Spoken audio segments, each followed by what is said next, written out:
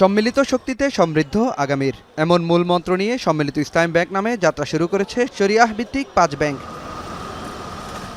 এর মধ্যে একীভূত হওয়া ৫ ব্যাংকের আমানতকারীদের হিসাব স্বয়ংক্রিয়ভাবে স্থানান্তর হয়েছে সম্মিলিত ইসলামী ব্যাংক পিএলসিতে। বৃহস্পতিবার থেকে আমানতের অর্থ উত্তোলনের ঘোষণা দেয় বাংলাদেশ ব্যাংক। তবে রাজধানীতে থাকা এই ব্যাংকের শাখাগুলোতে খুব একটা ভিড় লক্ষ্য করা যায়নি। আশা নিয়ে ২ লাখ করে টাকা তুলতে এসে হতাশ হয়েছেন অনেকে।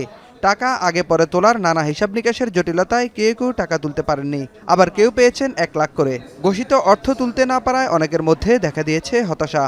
আমার চাওয়া ছিল যে আজকে আমাকে ২ লক্ষ টাকা দিবে, আমি সেই হিসাবে আসছি ব্যাংকে। আমাকে বলছে যে আপনি পরবর্তী কাজ দিবসে আসেন, আসলে বাকি টাকাটা আপনি পাবেন। এখানে আসলে খবর নিলাম যে অন্য ব্রাঞ্চে টাকা এই ব্রাঞ্চে দেওয়া যাবে কিনা, ওনাকে মানা করছে, দেওয়া যাবে না। লেনদেন শুরু করছে, এটা আল্লাহর কাছে লাখ লাখ শুকরিয়া যে আমরা আমাদের অর্থ একটা নির্ধারিত সিস্টেমেই পাচ্ছি আর কি। গ্রাহকদের চাপে দুপুর ১:৩০টার দিকে সার্ভার ডাউন হয়ে যাওয়ার কথা জানানো হয় ফার্স্ট সিকিউরিটি ইসলামী ব্যাংকের প্রিন্সিপাল শাখা থেকে। এতে সাময়িকভাবে ব্যাহত হয় লেনদেন। বাংলাদেশ ব্যাংক বলছে, প্রথম ধাপের বাড়তি চাপ সামাল দেওয়ার পর আমানতকারীদের বাকি অর্থ তোলার বিষয়ে কাজ করবে।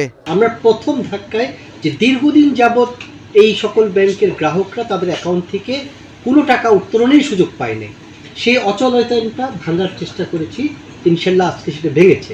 এই ধাক্কাটা সামলালে তারপর ধাপেই আমরা এফডিআর বা অন্য যারা আছে বাকি রেস্ট অফ অ্যামাউন্ট সেগুলো নিয়ে আমরা আপনাদের কাছে একদম কনক্রিট মেসেজ দিব। তবে মেয়াদি ও স্থায়ী আমানতের টাকা কবে নাগাদ ফেরত দেওয়া হবে সে বিষয়ে নির্দিষ্ট কোনো সময়সীমা জানাতে পারেনি নিয়ন্ত্রক সংস্থা। নাঈম কামাল, এখন, ঢাকা।